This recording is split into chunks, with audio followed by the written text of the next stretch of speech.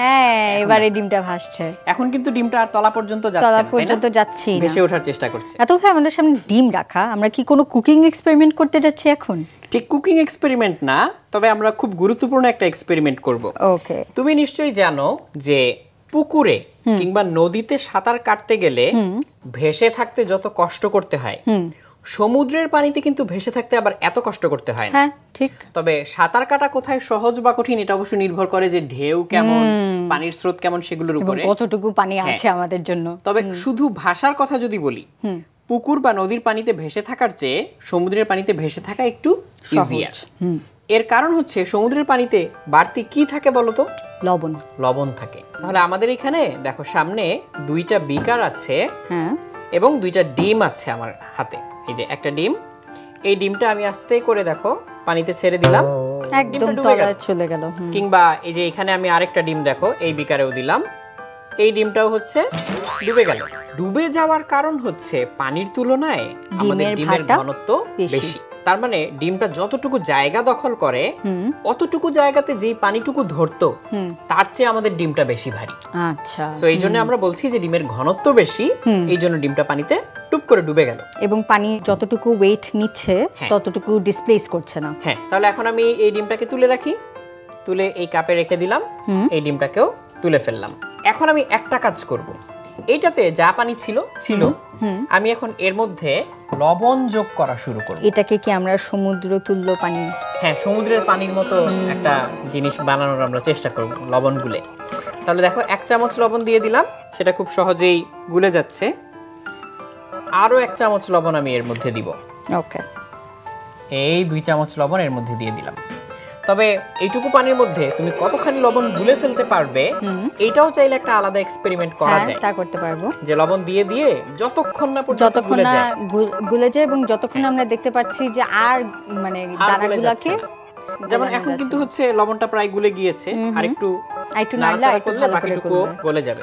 যখন লবণ দিতে দিতে দেখবে যে নিচে দানা দানা লবণ থেকে যাচ্ছে, তার মানে এখানে আর লবণ গলানো যাবে না। আর সেই অবস্থাটাকে আমরা বলি সম্পৃক্ত দ্রবণ বা স্যাচুরেটেড সলিউশন। এটা স্যাচুরেটেড না, কারণ এখন হচ্ছে লবণ গলে যাচ্ছে।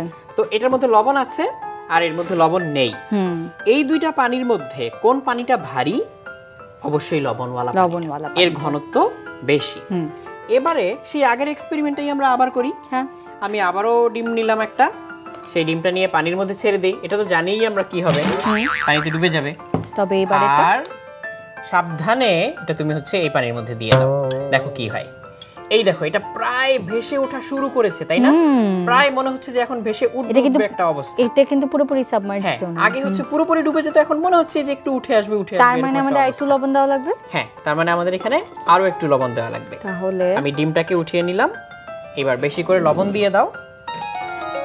লবণ দিয়ে আমরা লবণটাকে ভালো করে গুলে নিব। তাহলে পানিতে লবণ গুলে নিলে এই লবণটা আমাদের পানিটাকে কি করে দিচ্ছে? আগের তুলনায় আরো ভারী করে দিচ্ছে, ঘনত্ব বাড়িয়ে দিচ্ছে। আর এই ঘনত্ব বেড়ে যাওয়ার কারণে যদি ডিমের চেয়ে পানির ঘনত্বটা বেশি হয়ে যায় তাহলে ডিমটা ভাসবে। তাহলে এইটাই আমরা এখন দেখার চেষ্টা করব। এর আগে আমরা প্রায় সাকসেসফুল হয়ে গিয়েছিলাম, কিন্তু লবণটা এনাফ ছিল না। তাহলে এখানে দিয়ে দিয়ে আমরা চাইলে বের করে দেখতে পারি যে ঠিক কতটুকু লবণ দিলে ডিমটা ভাসে। এই হ্যাঁ, এবারে ডিমটা ভাসছে। এখন কিন্তু ডিমটা আর তলা পর্যন্ত যাচ্ছে না, ভেসে ওঠার চেষ্টা করছে। তার মানে আমরা আরেকটু লবণ মানে মিশালে, আমি যদি তোমাকে একটু দেখাই, আগে ডিমটা শুয়ে পড়তো, কিন্তু এবার কিন্তু সাইডে টিল্ট হয়ে দাঁড়িয়ে আছে। তার মানে হচ্ছে ও ভেসে ওঠা শুরু করেছে। সো আরো লবণ দিতে থাকলে তখন দেখা যাবে যে ডিমটা আর পানিতে। তার মানে তুমি চিন্তা করে দেখো যে তুলনায় আগে আমাদের পানিটা থেকে ডিমটা কতটুকু ভারী ছিল। হ্যাঁ, আমরা অন্য ডিম দিয়েও চেষ্টা করে দেখতে পারি, দুইটা ডিমইতে যেহেতু আমাদের আছে। এই দেখো এই ডিমটাও এখন পানিতে দাঁড়িয়ে আছে, এবং দেখলাম যে আগে কিন্তু ডিমটা সাথে ডুবে যাচ্ছে, আস্তে ডুবে যাওয়ার চেষ্টা করে। আমরা কি আরো লবণ মিশাবো? আমরা আরেকটু লবণ মিশাবো। ওকে, তুমি কি খেয়াল করেছো যে আমাদের এই বিকারটাতে ভর্তি লবণ ছিল? সেই লবণের কতখানি অংশ আমরা এইটুকু পানিতে প্রায় অর্ধেকটুকু গুলিয়ে ফেলতে পেরেছি। হ্যাঁ, এবারে হয়তো আমরা লবণের স্যাচুরেটেড সলিউশন তৈরি করে ফেলেছি, আর হয়তো গোলানো যাবে না। নিচে এখন আমি লবণ দেখতে পাচ্ছি যে এটা আর গুলে যাচ্ছে না। আমরা বলতে বলতে লবণের স্যাচুরেটেড সলিউশন তৈরি করেই ফেলেছি। একদম কক্সবাজারের পানি আমাদের বিকারে আমরা তৈরি করছি। এই যে লবণটা প্রায় গলে গিয়েছে।